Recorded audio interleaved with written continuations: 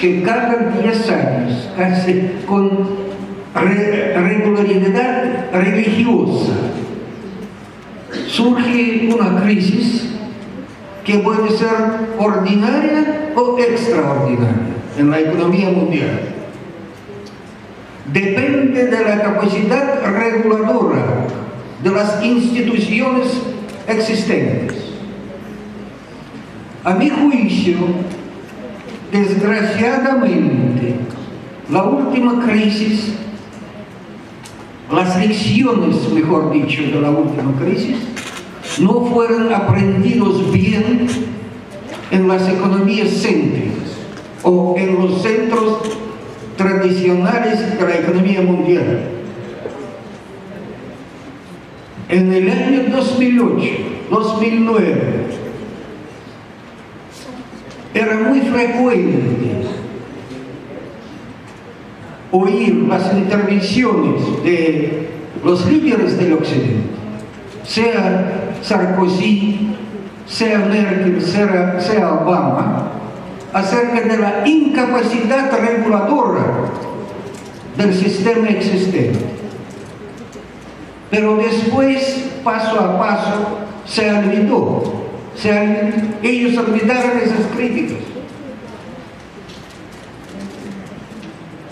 Supongo que nosotros podemos tener una repetición con costo posiblemente mayor en la economía mundial de la crisis que esperamos a finales de la década. Eso quiere decir que si no se sacan lecciones, vamos a pagar muy caro, todos nosotros. Pienso que el proyecto BRICS tiene algunas posibilidades de introducir algo eficiente en el sistema, en el club de la regulación económica global. No tenemos ilusiones. BRICS no es capaz de hacer revolución en ese sistema, pero sí es capaz de perfeccionarla, es capaz de elaborar un mecanismo de protección contra la crisis colectiva. Hoy día no es posible protegerse para ningún país, sea el más grande, como China, sea como Rusia o como Estados Unidos. Eso quiere decir que nosotros hemos ya marcado en la intervención de nuestra colega de India algunos mecanismos. Quiero hablar sobre algunos mecanismos más. Se trata de la necesidad, o yo diría imperativo, de ampliar el campo del uso de la utilización de monedas nacionales. Ya China, ya Brasil, ya Rusia comenzaron algunos pasos en ese sentido, pero de todas maneras no podemos ser lentos en todos esos esfuerzos. Es por eso que yo soy muy crítico. Yo pienso que las direcciones políticas, tanto en China, como en India, como en Brasil, como en África del Sur, no se concientizan necesariamente la necesidad de actuar más enérgicamente. Yo pienso que le falta energías a los líderes de los países BRICS en ese sentido. Ellos, al pasar la crisis y al entender que los sistemas de regulación nacional ya pueden actuar en el sentido de crear fundamentos o premisas de la seguridad económica nacional. Pero yo pienso que es una impresión en cierto sentido engañoso. Entonces, nosotros no podemos perder el potencial que existe dentro del proyecto BRICS. Entonces, en todos los ya prioridades marcadas en la última cumbre, tenemos que doblar nuestros esfuerzos. Espero que la cumbre de Fortaleza puede ser muy positiva en ese sentido. Gracias por su atención.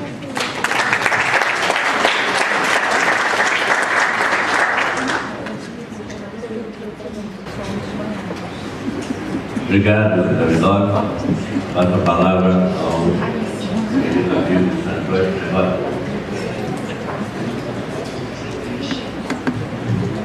Aí. Thank you, Carlos.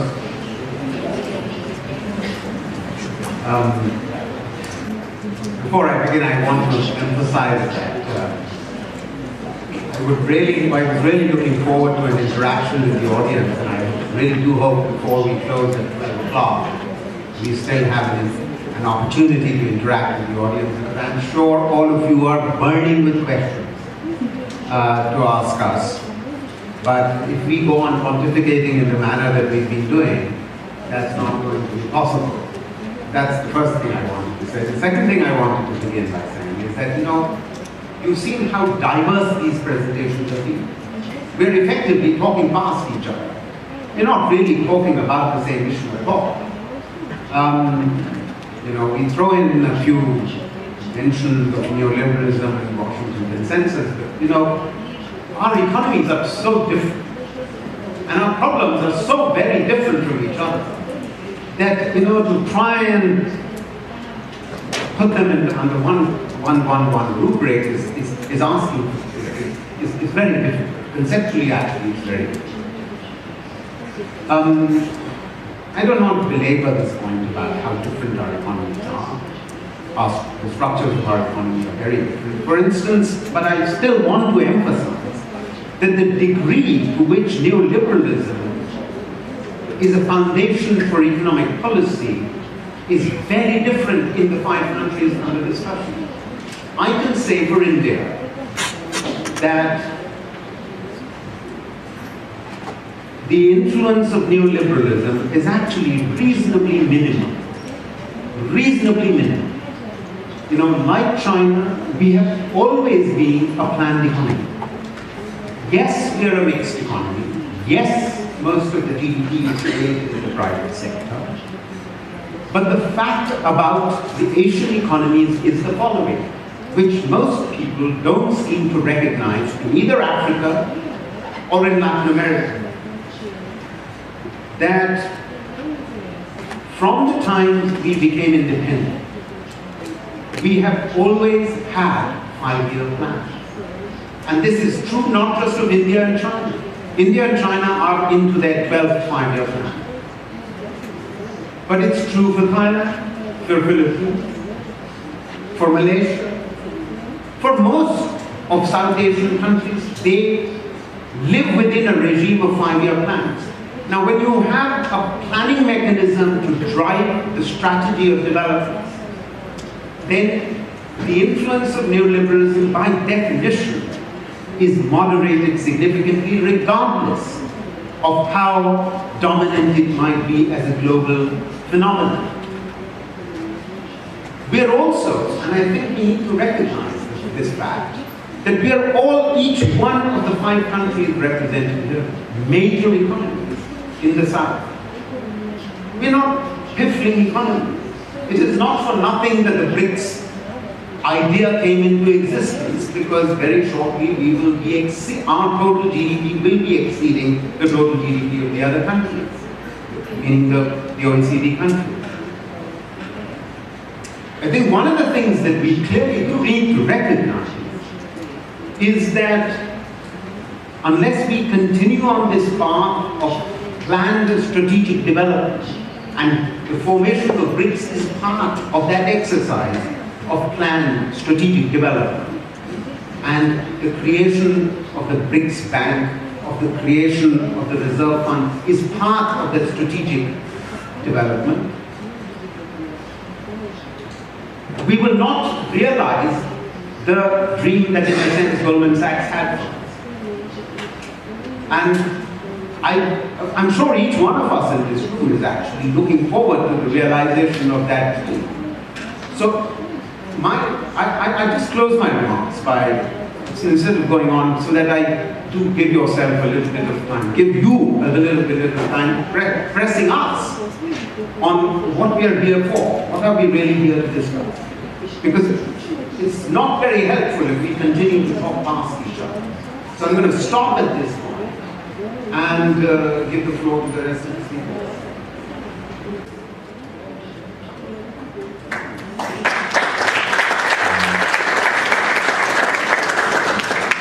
Meu querido amigo Santoro, eu também gostaria muito da interação com o público. Isso foi discutido pelos organizadores previamente. E a nossa opção era o seguinte: ou ouvimos um tempo suficiente os nossos convidados que vieram de muito longe, da Índia, da China, da África do Sul, da Rússia, ou a gente abriria para um debate que provavelmente não teria fim, porque as pessoas querem realmente participar. O problema é que nós temos muito pouca chance de ouvir diretamente intelectuais dos outros países dos BRICS, economistas dos outros países dos BRICS. A chance é muito pequena, né? Então, e nós não temos recursos para fazer uma conferência de uma semana. A conferência tem que ser concentrada em 2 dias, e nesses 2 dias nós queremos abordar, né, ter a visão desses participantes de uma forma a mais completa possível. Por isso que teve esse formato.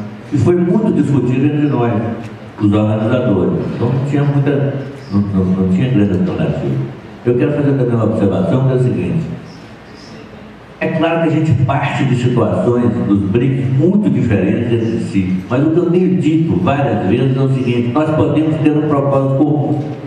E esse propósito comum tem que estar balizado por uma ideologia. Não é algo que possa ser simplesmente feito na prática, porque a prática envolve interesses pesados de indivíduos, de corporações, né, e que fazem, né, para as quais a ideologia é o que elas fazem. Para nós é uma grande complicação, é um grande complicador você enfrentar ideologias dominantes. O Santoro disse que a Índia escapou muito do neoliberalismo. É verdade, mas isso não quer dizer que vai ser sempre assim. Por exemplo, a pressão para a abertura do sistema monetário financeiro indiano é muito grande. E isso é uma das expressões do neoliberalismo. Será que a Índia vai resistir a isso?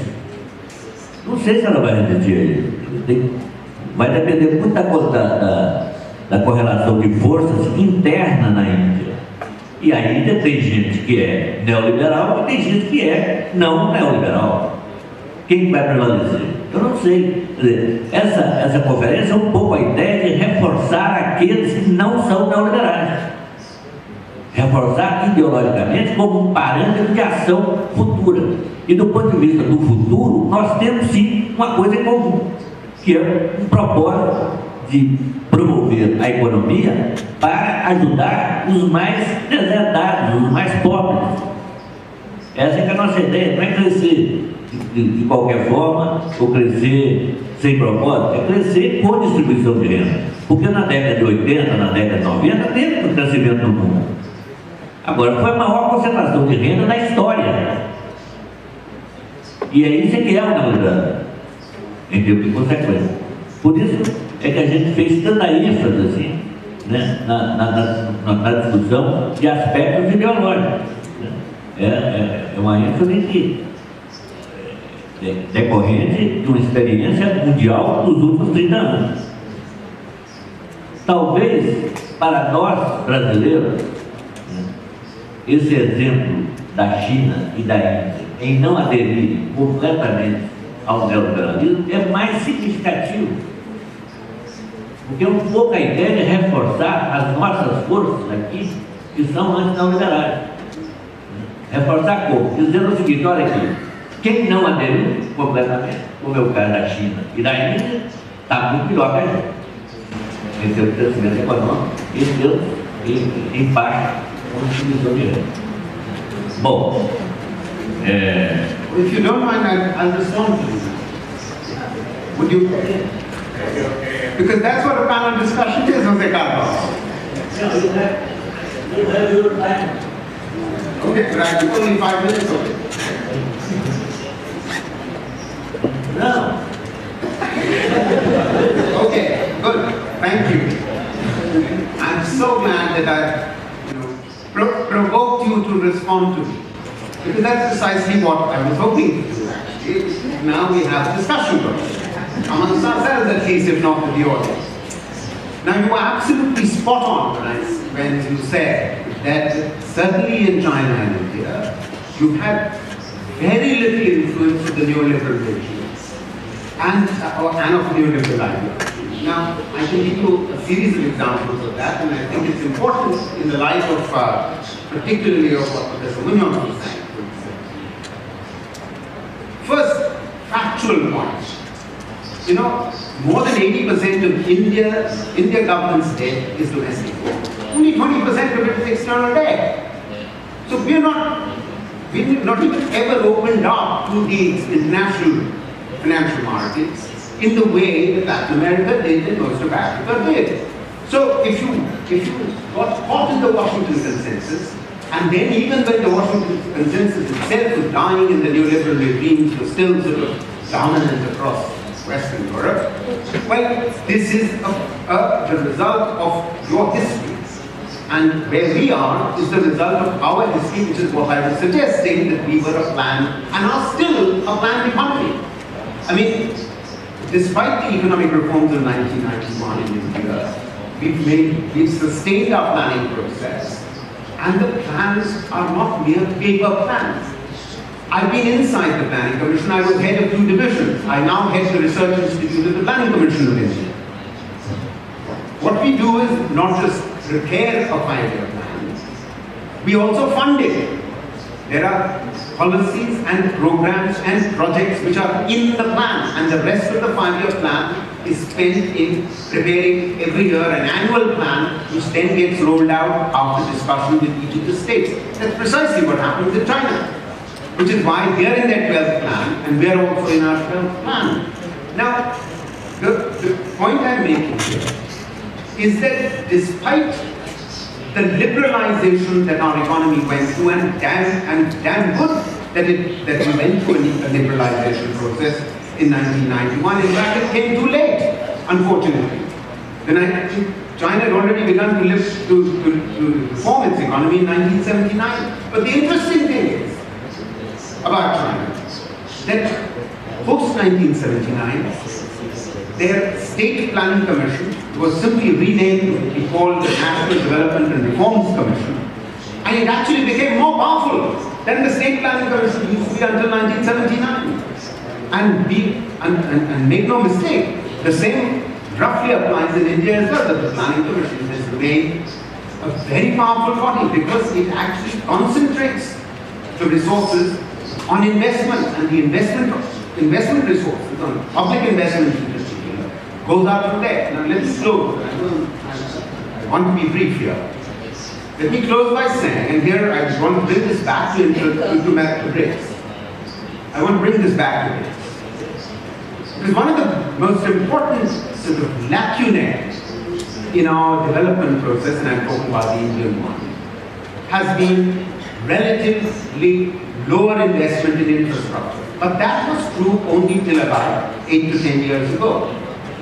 During the 11th plan period, 2007 to 2012, India invested about $500 billion into infrastructure.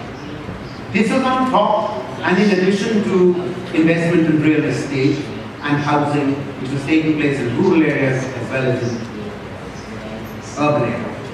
This was also on top of government programs and investment in rural infrastructure, rural housing, rural roads, and rural tanks, ponds, etc. through the Mahatma Gandhi National Rural Employment Guarantee Program, which is what brought you, Jose Carlos, to India last time. And in fact, the South Africans love that program so much. I've been to South Africa twice in the last 3 or 4 years to sort of discuss that program with the South Africans. The point I'm making here is that our countries need massive investments in infrastructure. One of the significant reasons for very sustaining growth rate despite the global economic crisis, we were not impacted by the global economic crisis as much as perhaps still most Latin Americans and Africans were. Do you know what the GDP growth rate of our economy was 2003-4 to 2011-12, despite the global crisis of 2008? It was maintained at 8.4%. 2003-4 to 2011-12, despite the dip that took place on account of the global crisis, we maintained the growth rate of 8.4%. Now, one of the main reasons was the significant increases in infrastructure investment, which generated jobs. Construction generated huge amounts of jobs, which enabled people to leave agriculture, and wages rose because construction wages were much higher than in agricultural wages. So consumption expenditure rose, and poverty declined. Poverty declined by a phenomenal 140 million people. That means there was a decline in the numbers of the poor by 140 million people between 2004-5 and 2011. Now, look at the sort of feedback effect that this would have. When wages rise and non-agricultural jobs are growing as a result of this massive increase in infrastructure investment, what you get is the following. That as people emerge, it's not just that there's a growing middle class, you also have a new non-poor emerging. With 140 million people coming out of poverty within a matter of 7 or 8 years, these are people who are now consuming processed food, all kinds of manufacturers, processed food, garments, textiles, shoes, furniture, mobile phones. We have 800 million subscribers in mobile phones in the country, growing by 8 to 10 million per month. So there is a beautiful dynamic here. And these are jobs in manufacturing which are being generated at the lower end of the production distribution, meaning the small-scale informal enterprises which are using labor-intensive methods and creating jobs at the same time as they are producing goods. So you've got a beautiful demand and supply dynamic going on in place, and this is likely to be sustained. Now, this is a domestic demand generated. It's not external demand. So what I'm saying here is that I'm closing here.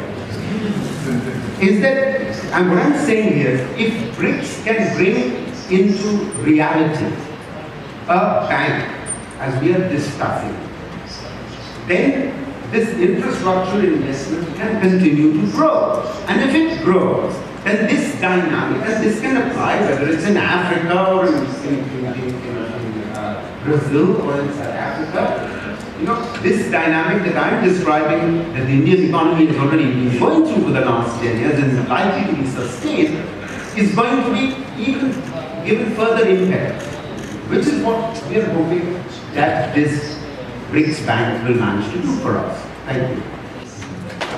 Thank you.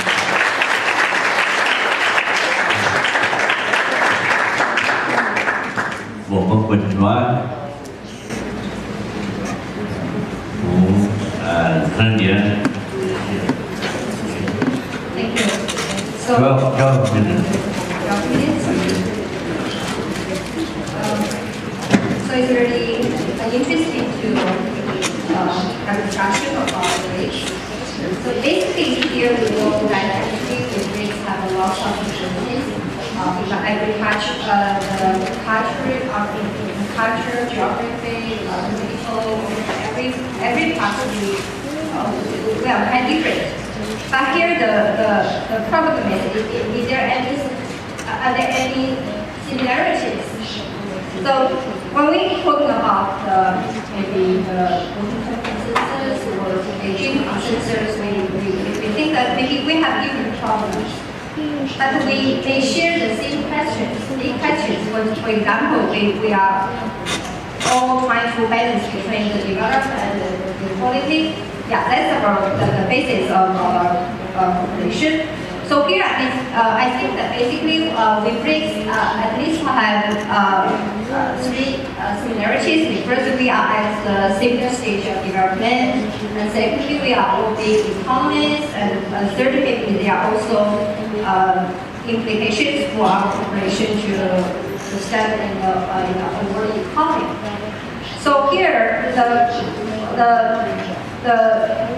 problem is maybe, yeah, we have different problems of development, but we may share the same big questions, development and equality.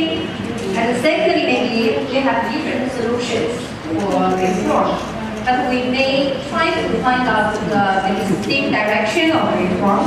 For example, here, China grew from a very centralized economy, but in the past years, China has made big progress in marketization or privatization. The share of state-owned enterprises decreased very sharply after 1980s and especially after 1990s. So here, if we admit that maybe marketization with government support is a direction for all BRICS, we may try to find some ways for further cooperation. And secondly, I think that here maybe we also think of our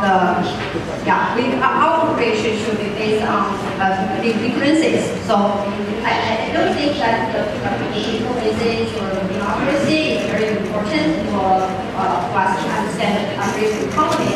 For example, here, the Chinese government has done a lot to improve economic growth and stabilize the legal system.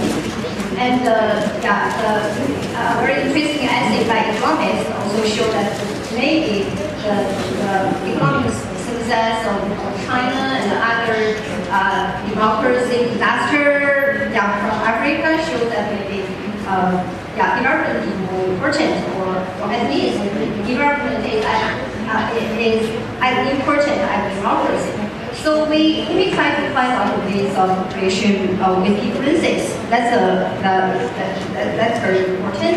And for the BRICS, I think that actually, if we try to find out more ways to cooperate between each other, maybe the physical and business cooperation is very important. So here, for example, for infrastructure investment, China has helped now for Africa and China work neighbor important to a lot of countries. And here, we also try to find out different ways of investing in infrastructure. And we may also learn from the experience and lessons. For example, during the past 30 years of high investment on infrastructure, China suffered a lot from the duplication of construction. For example, in the area close to Hong Kong and Macau, there are at least 4 big airports. So the not so famous one, Zhuhai Airport, is almost not used very effectively. So here maybe when we think about cooperation between BRICS, we may also try to find out ways of better balancing the relationship between different levels of governance. I think that's a very important part of cooperation for governments and experts to have deeper research on our institutions. We are quite different, but we may also find more similarities and try to learn from each other. I think that's the basis of cooperation. Yeah, the BRICS banks, it's a very good country, but at least maybe next years not so.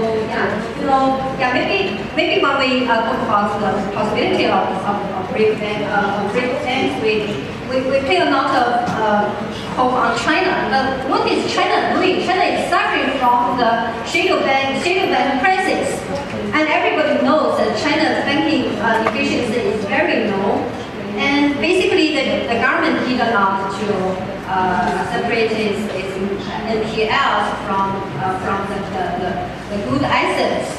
And Chinese government has limited amount into banking systems as well. So here, maybe we are still at the stage of trying to promote the marketization and try to decrease the role of government integration in the whole economy. And at the same time, China is also trying to allow more of private capital into the banking systems. So I think that at this stage, we really should do everything, do our own stuff well at first, and then we try to learn from each other and try to bring a better basis for further cooperation. Yeah, I know here, I'm so young, and I know that basically that BRICS is very important for the global economy, and we also know that other countries like Group 7 are about our cooperation. But here we still know that actually ourselves we know that we are only at the starting. That's my thank you.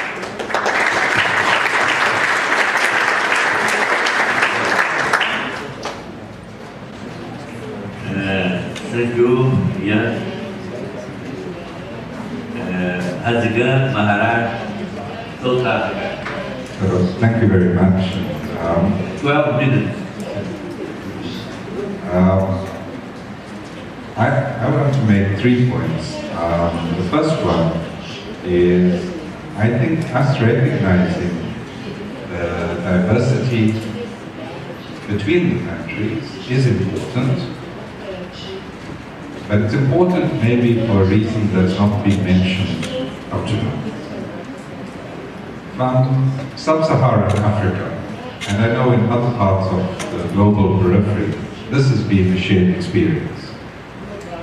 How we have experienced the application of what people call a Washington consensus is not consensus. It's much more violent. But underpinning that violence was the tendency towards homogeneity.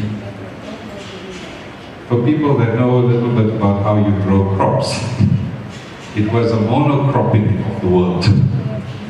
So we were all forced into utilizing the same instruments to achieve supposedly a ubiquitous goal that was just in front of us. The results have been devastating, primarily in how institutions as rule sets and organizations have been eroded. So when we recognize the diversity in the BRICS, I think from a developing world perspective, we see the potential to achieve developmental objectives without having to follow the same path. And I think this is an important area that needs to be emphasized, that our diversity in the BRICS is a strength and not play into those Wall Street perspectives that see it as a weakness. Because that's where I read most of it being recognized as weaknesses. The second point, which also grows from what we are learning. So I also take the view, at least in my experience of the last 5 summits and the associated activities around BRICS, that a large portion of the societies are listening to each other. And in this, we are learning from each other. One of the lessons that we are drawing on is the importance of building, strengthening a national capacity for resilience. What this means is the ability to unite a society around collective goals. Part of how structural adjustment and its neoliberal version was enforced upon us can be drawn from South Africa's own transition. In the build-up to 1994, for some of us, we had huge hopes in establishing a planned way forward. That was removed as an option for us by an agreement made with the IMF and World Bank. That guaranteed autonomy to certain institutions that were required to plan a better future. And it's in the face of that that South Africa only returns to planning a year ago.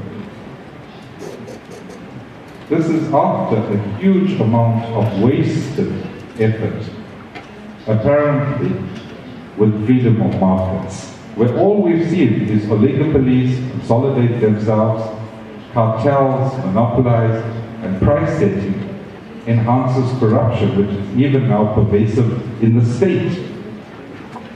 So it's taken us a long time, and I think the courage that we've gained from the BRICS cooperation has allowed South Africa to return to planning as an instrument. I'm not saying it's the only instrument, but an instrument, because we've seen how it's been used to achieve goals, not in a dogmatic fashion, but in a fashion that builds national resilience.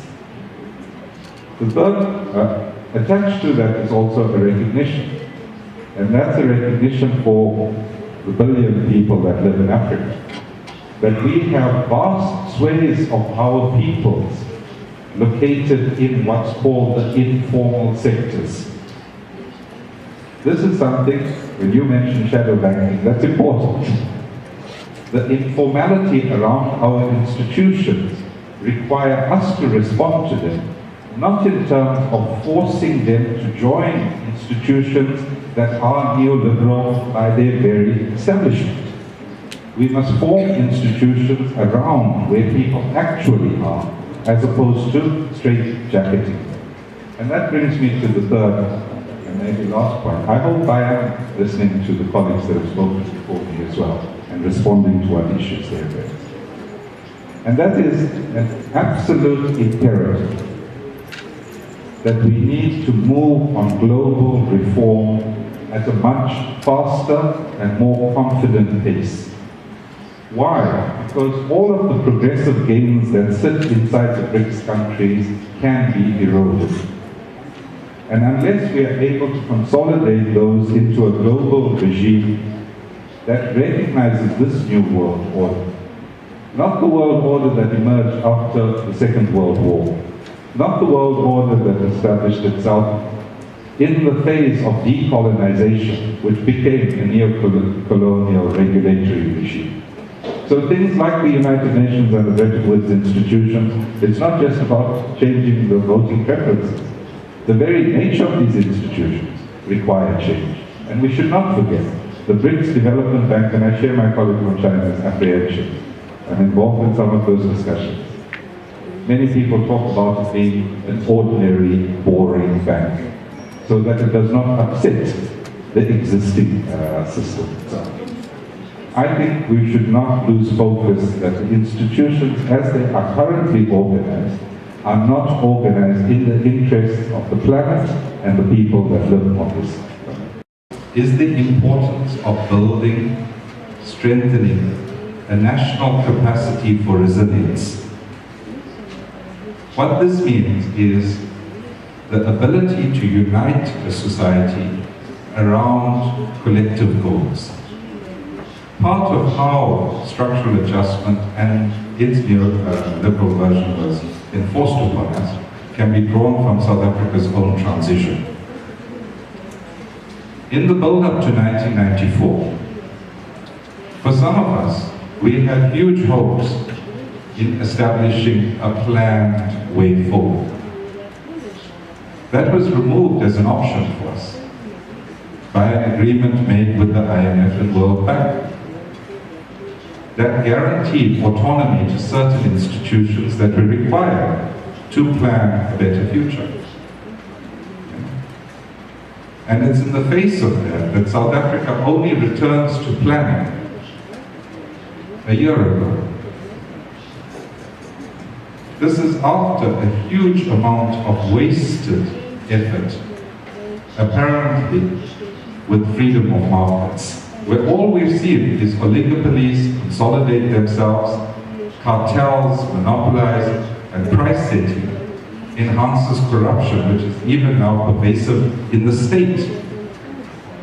So it's taken us a long time, and I think the courage that we've gained from the BRICS cooperation has allowed South Africa to return to planning as an instrument. I'm not saying it's the only instrument, but an instrument, because we've seen how it's been used to achieve goals, not in a dogmatic fashion, but in a fashion that builds national resilience. The third, attached to that is also a recognition, and that's a recognition for the billion people that live in Africa, that we have vast swathes of our peoples located in what's called the informal sectors. This is something, when you mention shadow banking, that's important. The informality around our institutions require us to respond to them, not in terms of forcing them to join institutions that are neoliberal by their very establishment. We must form institutions around where people actually are, as opposed to straight-jacketing them. And that brings me to the third and maybe last point. I hope I am listening to the colleagues that have spoken before me as well, and responding to what issues they have raised. And that is an absolute imperative, that we need to move on global reform at a much faster and more confident pace. Why? Because all of the progressive gains that sit inside the BRICS countries can be eroded. And unless we are able to consolidate those into a global regime that recognizes this new world order, not the world order that emerged after the Second World War, not the world order that established itself in the phase of decolonization, which became a neo-colonial regulatory regime. So things like the United Nations and the Bretton Woods institutions, it's not just about changing the voting preferences. The very nature of these institutions require change. And we should not forget the BRICS Development Bank, and I share my colleague from China's apprehensions. I'm involved in some of those discussions. Many people talk about it being an ordinary, boring bank, so that it does not upset the existing system itself. I think we should not lose focus that the institutions, as they are currently organized, are not organized in the interests of the planet and the people that live on this planet. And our biggest challenge that is ahead of us, we already see it in various forms, is that of redressing our ecological precarity on this planet due to what we continue to do in the quest for infinite growth. So to do and achieve that type of resolution requires global regulatory mechanisms that afford countries to have diverse approaches, that protects pluralism in that form. And towards that end, I think the BRICS opens the doors rather than closes it, and we should continue to encourage such discussions even amongst the BRIC leaders. I think we should also take note, when the summit takes place, it's important why the academic forum takes place before the summit. The object is a much more engaged civil society engagement before the heads of state meet. Yeah? And in that, we must ensure that it's not just academia that's represented. The enterprise sector already has its organized forum. Civil society is represented, organized labor is represented. We must build that coherence that we want at a national level, even within the BRICS itself. So maybe I've added a few layers, but I remain optimistic that BRICS is for us a vehicle that has those potentials embedded within it.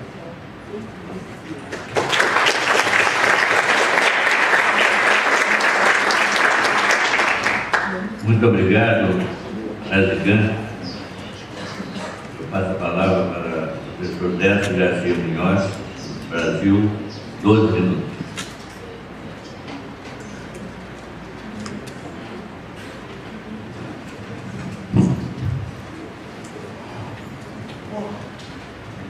Bom, eu acho que uma questão que está sendo colocada, reconhecida a diversidade de países, né, que compõem o BRIC, e como os diferentes países, os representantes de diferentes países, veem a questão do liberalismo, a força do liberalismo.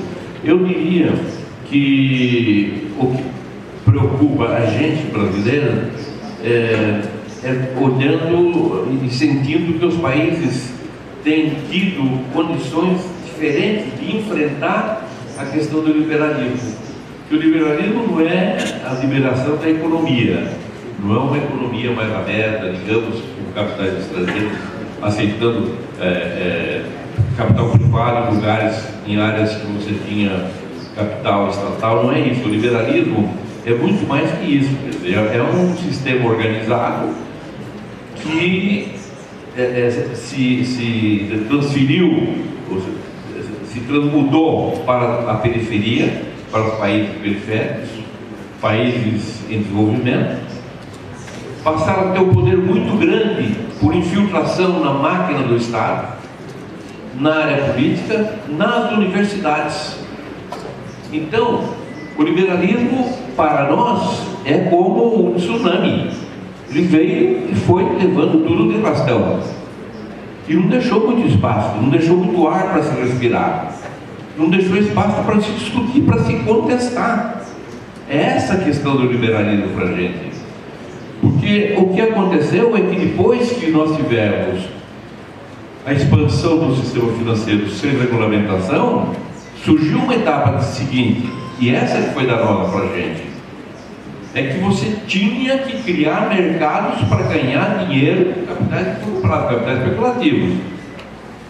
E uma parte grande do mundo estava quebrada pela crise dos anos 80. Então a primeira preocupação, pragmaticamente seguida, foi recuperar a credibilidade financeira de países intermediários como o Brasil. E devedores passaram a ser o quê? Passaram a acumular, Brasil e muitos outros, a acumular reservas internacionais, em que os empréstimos eram feitos, e nos anos 90 condicionados pelo Fundo Monetário Internacional, para que você tivesse, não gastasse os empréstimos de moeda forte, você os guardasse e mantivesse com aumento de reservas internacionais, a fim de que o capital de curto prazo, que precisava de espaço, tivesse a garantia da conversibilidade cambial. Devedores nos anos 80, possuidores de altas reservas nos anos 90. Mas não era só isso. A outra questão que se impôs a países como o Brasil, que foram frágeis em aceitar e implantar, foi a mudança no sistema cambial, em que nós tínhamos um sistema de câmbio administrado, em que o setor produtivo não encontrava no câmbio um elemento de incerteza. A incerteza tem que ser do mercado e nunca do câmbio. Nós acabamos com o sistema de administração em função dos ruídos do liberalismo e implantamos um sistema adequado ao capital especulativo, que é o sistema em que os movimentos especulativos de capitais é que determina a taxa de câmbio. Não são as transações de contas correntes, balança comercial e de serviços, que vão ao mercado e levariam a uma taxa de equilíbrio. Não, é o capital especulativo. Então nós tivemos liberdade de movimentação de capitais, câmbio livre e aumento de reserva. Os três elementos que o capital financeiro impunha a países periféricos. E aceitamos todos e impusemos. Então, o Brasil, por exemplo, alguns dos presidentes, né, dos expositores, estão falando na questão de investimento, é importante investimento e tal. No Brasil também se tem dito. Mas nós não temos dificuldade de investimento para investir. E nem recursos têm faltado para isso. O que falta o que é? Nós não investimos porque o país perdeu a competitividade quando se adota uma taxa de câmbio ultravalorizada, acionada pelo capital especulativo. Então, investir como? Se a indústria brasileira perdeu o mercado. O comércio pode florescer com importações, Então essa questão toda mostra como que nós tivemos a pressão do liberalismo agindo, atuando e amoldando as instituições no Brasil. Nos anos 90 nós fizemos alguma coisa a mais, que é muito adequado a você transferir o governo, a autoridade, do governo constituído e eleito para uma autoridade monetária. Isso se chama metas de inflação. É o que a Europa estava sofrendo os problemas já antes da crise de 2008, a meta de inflação. Por quê? Porque a meta de inflação você coloca qualquer movimento de preços que seja diferente da sua meta, ou que o Banco Central, com todo o poder político, julgue que a inflação pode afrontar a meta de inflação, tem a política monetária, eleva os juros e paralisa a economia. Então, nós passamos a ter uma administração econômica, assim, subordinada à política monetária.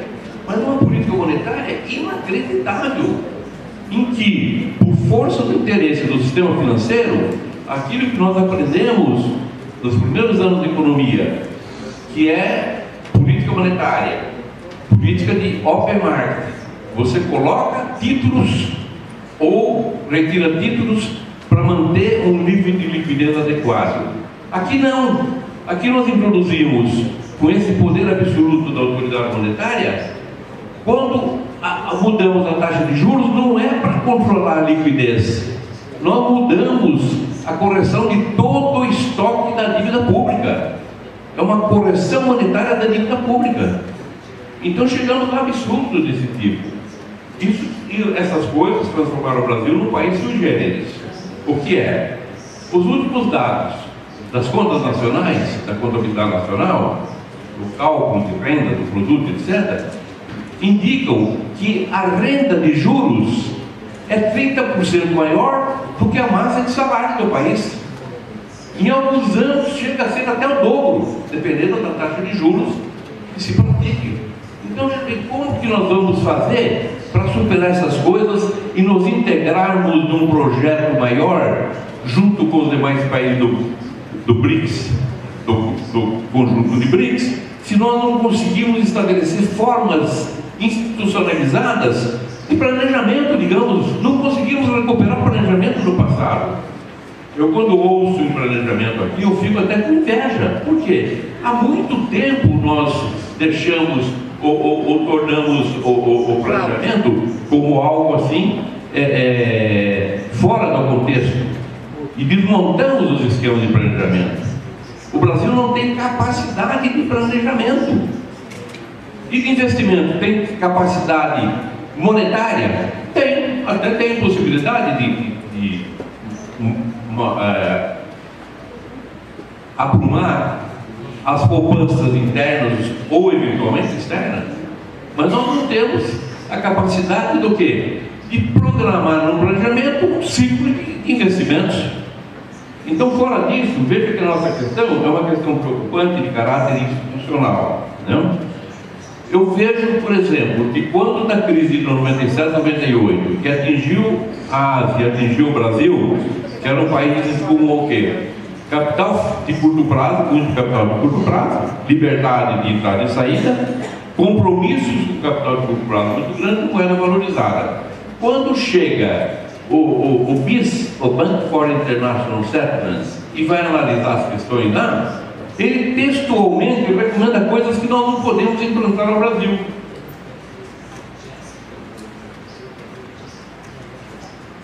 Ele recomendava uso de controles ou tributos sobre empréstimos externos para limitar o ingresso de moeda estrangeira. Capital de curto prazo. BIS, relatório de 1998. Exigir mecanismos de segurança contra riscos de liquidez, como a contratação pelos bancos de linhas de crédito pré-negociadas que garantam o acesso a moedas estrangeiras em proporção aos seus compromissos externos. Os bancos ingressavam recursos, mas tinham que fazer operações que lhe dessem liquidez futura. Tornar mais rígidos os regulamentos com restrições sobre credores. Ora, o BIS dizia assim: segura o capital de curto prazo no capital especulativo. que isso levou à crise da Ásia. E depois de tanto tempo, que experiência nós temos? O BRICS nos dá força para isso? Não dá força. Por quê? Porque a força vem do capital especulativo. Se eu disser, lembrar aqui, que no governo anterior, em 8 anos, entraram de capitais de curto prazo no Brasil para especular 1 trilhão e 100 bilhões de dólares. E saíram 950 bilhões mais ou menos. Veja o poder que isso tem, como ele determina o poder da autoridade monetária e como ele determina a fraqueza das instituições.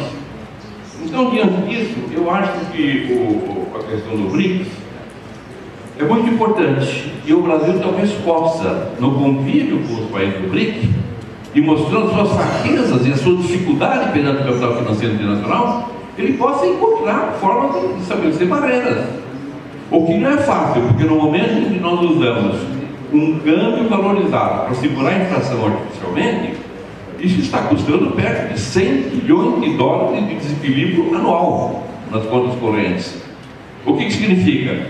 Que hoje nós dependemos, para fechar o balanço de pagamentos, de capitais de curto prazo, capitais especulativos. Então, por isso que eu dizia aquela figura inicial para vocês, dizer que é como um pássaro preso na gaiola se debatendo, tentando encontrar uma saída. Agora, claro que a saída nós temos que procurar internamente, mas tem que haver espaço político para discussão. E no momento presente, nós não temos isso no Brasil. As universidades sofreram o processo de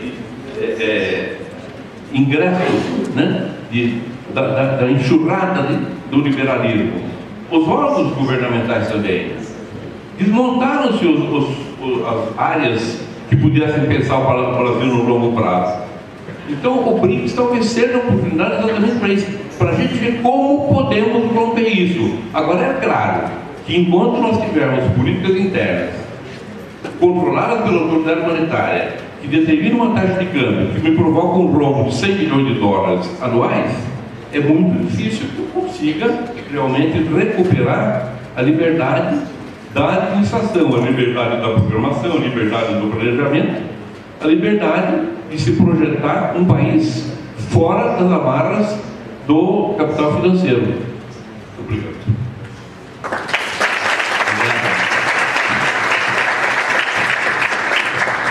Em cima da hora. Bom, fizemos a segunda rodada, não vai ter terceira, mas eu acho muito necessário, porque eu não tenho completar e complementar. Eu quero fazer só uma observação final sobre a questão.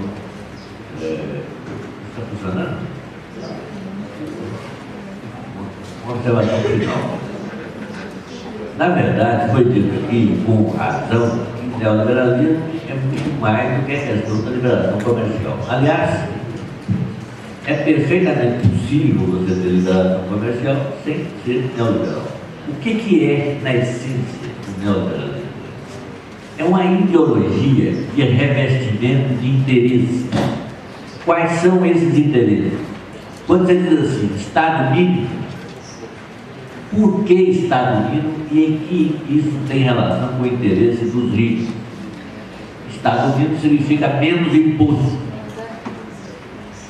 Então a grande luta pelo Estado mínimo é para reduzir o imposto dos ricos. Autorregulação. Tirar o Estado da regulação. Por quê? Para você não ter políticas de redistribuição de renda. Essas são as duas pernas do neoliberalismo, essenciais. No mais, são desdobramentos ideológicos dela. Quer dizer, por que o Estado mínimo? Porque tem uma maior eficiência. O Estado teria menos eficiência do que o setor privado. Às vezes é verdade, às vezes não é verdade. Agora, mas isso é vendido como se fosse uma coisa verdade absoluta, em todas as circunstâncias. E no fim, isso no fundo está simplesmente recobrindo o interesse spenceriano dos ricos. É aquela ideia de Spencer, que também é outra ideia. Ficar rico é um sinal, né, de prêmio para aqueles que são mais esforçados, mais inteligentes. E quanto mais ricos ficam, mais sobram migalhas para os pobres. A distribuição de renda é feita na mesa dos ricos e não por uma intervenção do Estado. Eu entendo o neoliberalismo por aí. É claro que ele tem muitas outras consequências para reforçar esse objetivo último. Mas, e aí, de vez em quando, coincide com a ideologia, coincide com o real, e às vezes não coincide, é um esbulho do real. Eu acho que o Santos quer usar aí 1 minuto, 2 minutos finais aí para mais observação.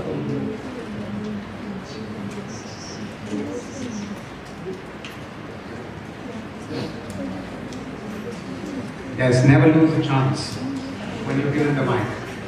I'm so delighted actually that we're coming to a consensus towards the end of this discussion. And I was delighted particularly to hear from Professor Munoz that in some ways, not just in Brazil, but I see this all over Latin America, that countries have simply lost the ability to plan strategically. You know, there are young people sitting at the back. You probably know that you now have a planning ministry in place in Brasilia, but correct me if I'm wrong, Professor Carlos and Professor Munoz, probably 10 years ago you didn't have that ministry.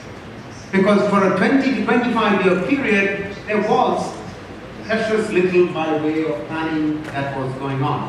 This is precisely true for all of Latin America. You know, I have very good Latin American economist friends all over this continent. This is the 5th time I've come to this country. I've been to at least 10 or 11 of Latin American countries, many of them many times over. And all my Latin American economist friends tell me we just lost the capacity for strategic planning. Now that makes China and India very different in this regard. Now it's interesting that South Africa, after a 10 to 15 year period after 1994, decided that they needed a planning commission. So they created one.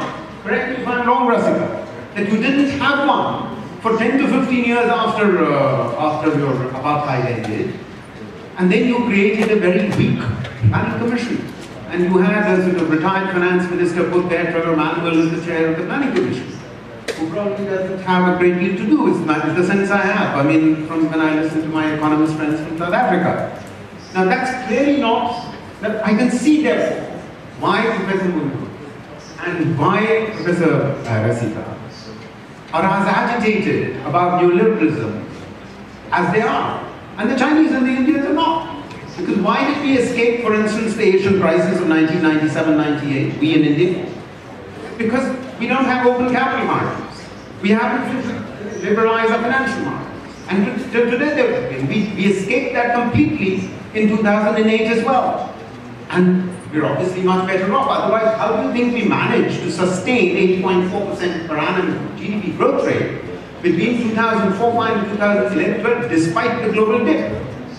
And there has been a double dip which has affected us, but it hasn't affected us as much as it has affected some of the other BRICS, let alone the low-income economies and the smaller emerging market economies. So I completely endorse, in a sense, the consensus on this table that we need to revive the strategic planning function and hence all the technical expertise that goes with it as part perhaps of the BRICS exercise. Thank you very much.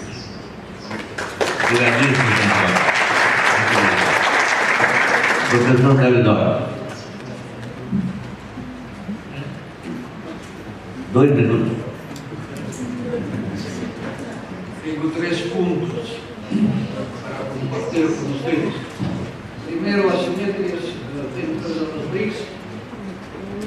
Pienso que sí son grandes, pero tenemos grandes coincidencias. Se trata del papel especial históricamente del Estado en nuestro desarrollo económico. Segundo, yo pienso que se trata de un papel especial, mucho más potente que en otras ocasiones del mercado interno. Es amortiguador de los impulsos de crisis que vienen desde afuera.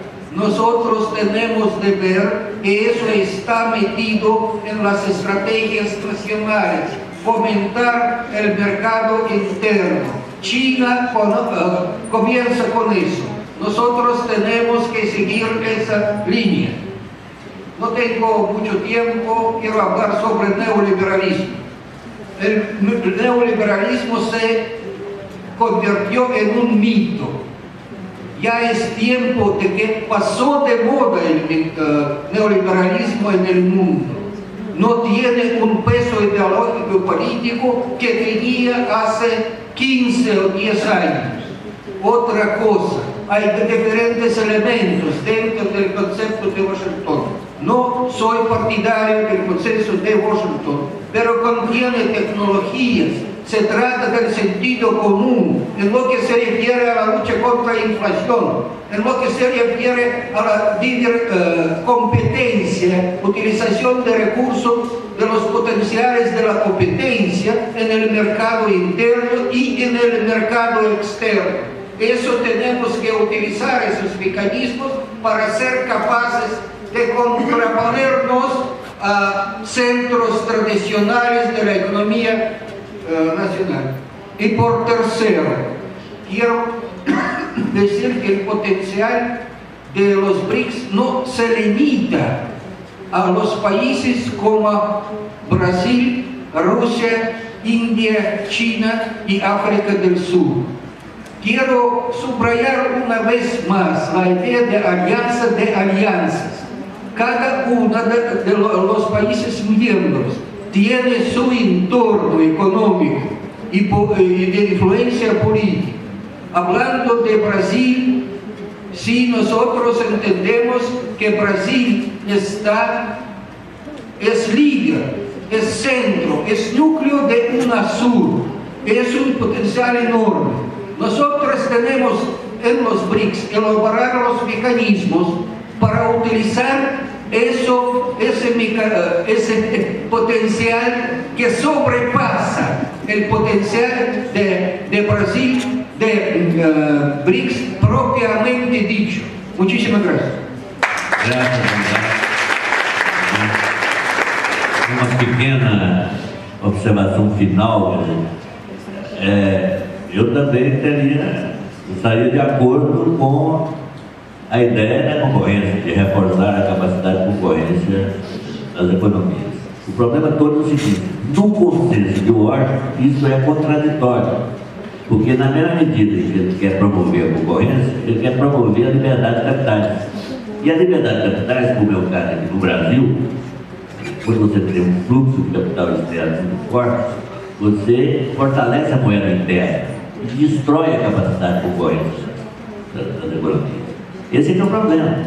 Então o consenso é paradoxal num ponto como esse, como em outro, mas também nesse, sobretudo talvez nesse. Contamos com o patrocínio do BNDES, da Caixa, do Ministério do Planejamento, do Governo Federal, da Sinergia e da Odebrecht.